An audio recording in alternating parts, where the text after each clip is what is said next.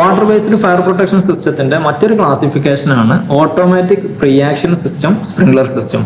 ഇതിൽ ഈ ഒരു പേര് സൂചിപ്പിക്കുന്നത് പോലെ തന്നെ അതിനൊരു പ്രീ ആക്ഷൻ ഉണ്ട്. അത് നമ്മുടെ ഓട്ടോമാറ്റിക് ക്ലോസ്ഡ് ടൈപ്പ് സ്പ്രിംഗ്ലേഴ്സ് തന്നെയാണ്. ബട്ട് അതിൽ നമ്മൾ ആ പ്രൊട്ടക്ഷൻ ആവശ്യമുള്ള ഏരിയയിൽ ഇൻസ്റ്റെഡ് ഓഫ് വാട്ടർ നാം എയർ ആണ് ഫില്ല് ചെയ്ത് വെക്കുന്നത്. അത് നാം നോർമലി യൂസ് ചെയ്യുന്നത് നമുക്ക് ഹൈ പ്രൊട്ടക്ഷൻ ആവശ്യമുള്ള അതല്ലെങ്കിൽ accidental discharge of water huge damage വരുത്താൻ സാധ്യതയുള്ള rooms like computer server rooms, lift machine rooms, telecommunication equipment, high voltage electrical components, ഇങ്ങനെയുള്ള റൂംസിൽ നമ്മൾ റിയൽ ഫയർ കണ്ടീഷനിൽ മാത്രം വാട്ടർ ഡിസ്ചാർജ് ആവണം. ആക്സിഡന്റലി അല്ലെങ്കിൽ ബൈ മിസ്റ്റേക്ക് വാട്ടർ ഡിസ്ചാർജ് ആവാതിരിക്കാൻ കൊടുക്കുന്ന സ്പെഷ്യൽ പ്രൊട്ടക്ഷനാണ് ഈ ഒരു pre action type sprinkler system. ഈ പ്രീ ആക്ഷൻ ടൈപ്പ് സിസ്റ്റം തന്നെ നമുക്ക് ഡിഫറെന്റ് ടൈപ്പിൽ അവൈലബിൾ ആണ്. സിംഗിൾ ഇന്റർലോക്ക് സിസ്റ്റം ആണ്, ഡബിൾ ഇന്റർലോക്ക് സിസ്റ്റം ആണ്, രണ്ട് സിസ്റ്റം അവൈലബിൾ ആണ്. നമുക്കൊരു സിംഗിൾ ഇന്റർലോക്ക് സിസ്റ്റം വളരെ ബേസിക് ലെവലിൽ ഒന്ന് മനസ്സിലാക്കാം. ഈ ഒരു ഏരിയയിലാണ് നമുക്ക് പ്രൊട്ടക്ഷൻ ആവശ്യമുള്ള സ്പേസ്.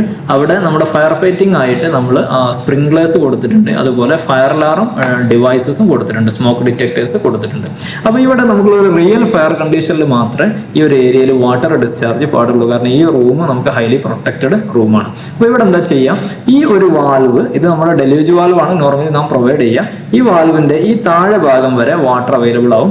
ഇവിടെ നിന്ന് അങ്ങോട്ടുള്ള ഈ ഒരു ഭാഗത്ത് നമ്മൾ ഒരു കംപ്രസർ വെച്ചിട്ട്, എയർ കംപ്രസർ വെച്ചിട്ട് ഈ ഒരു ഭാഗത്ത് എയർ ആണ് പ്രഷറൈസ് ചെയ്ത് വെച്ചിട്ടുണ്ടാവുക. അപ്പോൾ ഇത് നമ്മൾ എയർ മെയിൻ്റനൻസ് ഡിവൈസ് അങ്ങനെയുള്ള ഒരുപാട് അതിനുള്ള സെറ്റപ്പുകൾ ഉണ്ട്. അതൊക്കെ നമുക്ക് ആവശ്യമാണെങ്കിൽ നേരത്തെ പറഞ്ഞ പോലെ തന്നെ സെപ്പറേറ്റ് വീഡിയോ ചെയ്യാം.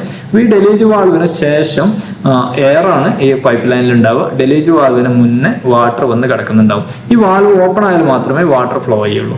അതുപോലെ തന്നെ ഈ ഒരു ഡെലൂജ് വാൽവിന്റെ ആക്ടിവേഷൻ നാം കണക്ട് ചെയ്തിട്ടുള്ളത് ഫയർ അലാറം സിസ്റ്റത്തിന്റെ ഇന്റർഫേസ് ആണ്. ഫയർ അലാറം സിസ്റ്റം സോളിനോയിഡ് വാൽവായിട്ട് കണക്ട് ചെയ്തിട്ടുണ്ട്. അത് ആക്റ്റീവ് ആകുമ്പോഴാണ് വാൽവ് ഓപ്പൺ ആവുക. അപ്പോൾ ഇനി നമുക്ക് നോക്കാം.